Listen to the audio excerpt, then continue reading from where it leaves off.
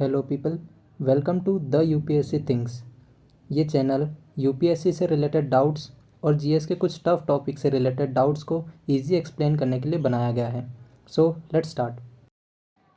आज हम बात करेंगे नॉमिनल जीडीपी और रियल जीडीपी की। ठीक है, तो नॉमिनल जीडीपी क्या होता है? तो जो जीडीपी हम काउंट करते हैं, final value of goods and product, तो उस फाइनल वैल्यू यानी मार्केट वैल्यू को काउंट करने के दो तरीके होते हैं। या तो हम उस वैल्यू को उस करंट ईयर में जो भी वैल्यू चल रही प्राइस उससे काउंट करें, ठीक है, यानी कि बोलते हैं करंट प्राइस में काउंट करें। ठीक है, अब करंट प्राइस पे काउंट करना मतलब क्या हो सकता है? उस साल बहुत महंगाई चल रही हो, तो भाई हम उस महंगाई के हिसाब से उस प्राइस को काउंट करें। दूसरा होता है रियल जीडीपी।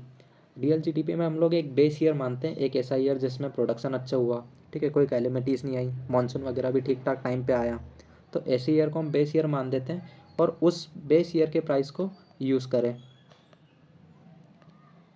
इसको बोलते हैं कांस्टेंट प्राइस। ये इन्फ्लेशन एडजस्टेड होता है। ठीक है, तो इन्फ्लेशन एडजस्टेड प्राइस भी अगर लिखा हो कि कौन सी जीडीपी में इन्फ्लेशन एडजस्टेड प्राइस मेंशन की जाती है, तो वो रियल जीडीपी है। ठीक है, इसको एक एग्जांपल से समझते हैं। मान लीजिए कि कंट्री में एक चीज़ प्रोड्यूस हो रही, गेहूँ। ठीक है, तो मान लीजिए कि फर्स्ट ईयर जो गेहूँ का प्रोडक्शन था वो 10 रुपीज़ था, 10 kg था। Second year 9 kg, third year 10 kg। ठीक है, अब होगा क्या? नॉमिनल जीडीपी अगर मैं कैलकुलेट करने जाऊंगा तो मुझे क्या करना होगा? मुझे उस समय के प्राइस को देखना पड़ेगा। जैसे यहाँ पे प्राइस चल रहा था 10 रुपीज़ पर kg। ठीक है, तो मैं मल्टीप्लाई कर दूंगा 10 से। ठीक है, यानी 10 किलो गेहूँ थे और 10 का भाव चल रहा था। अगले साल महंगाई के कारण क्या हुआ? 12 रुपीज़ पर kg प्राइस हो गया। उसके बाद और महंगाई बढ़ी तो 15 हो गया। ठीक है, तो अगर मैं यहाँ नॉमिनल जीडीपी कैलकुलेट करूँगा तो इस साल 100 रुपये, अगले साल देखो तो 108 रुपये, और उसके अगले साल 150 रुपीज़। ठीक है, अब अगर मैं इसको कंपेयर करूँ तो देखिए जीडीपी 100 रुपये से 108 हो गई।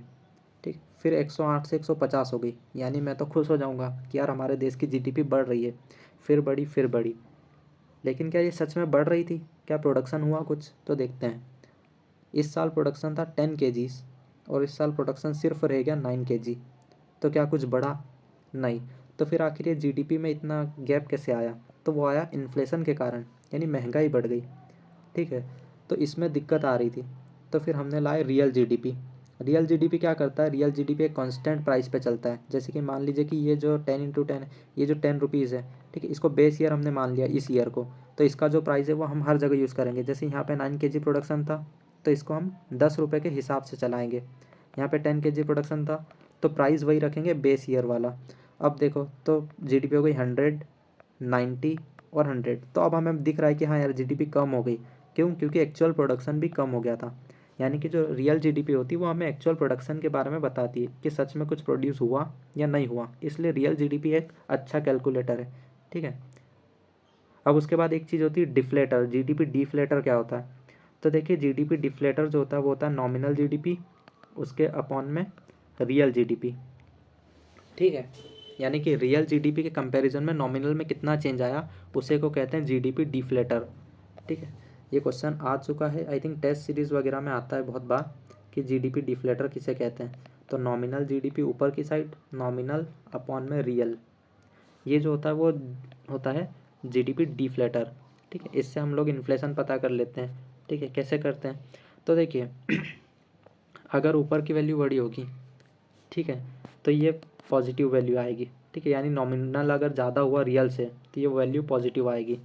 लेकिन अगर यहाँ पर नॉमिनल जो है वो कम हुआ, यानी नॉमिनल कम और रियल ज़्यादा, तो ये वैल्यू नेगेटिव आएगी। नेगेटिव नहीं आएगी लेकिन ज़ीरो के नीचे आएगी। ठीक है, तो इसमें क्या दिख रहा है हमें? पॉजिटिव है, तो हम बोलेंगे कि यहाँ पे इन्फ्लेशन था, यानी बेस ईयर से ज़्यादा था। कैसे बोलेंगे? क्योंकि नॉमिनल प्राइस बढ़ गई रियल से। ठीक है, यानी कि प्राइजेस इस समय ज़्यादा थे। अगर यहाँ पे हम देखें कि ये रेशियो में नॉमिनल कम आ रहा है, इसका मतलब उस पर्टिकुलर साल में जो इन्फ्लेशन था वो कम था as compared to base year. ठीक है, क्योंकि नीचे जो रियल लिखा है रियल जीडीपी, इसमें हम बेस ईयर के प्राइस लिख रहे हैं। ठीक है, तो जीडीपी डिफ्लेटर क्या करता है? कंपैरिजन करता है। ठीक है, तो ये दो कॉन्सेप्ट थे। Thank you all.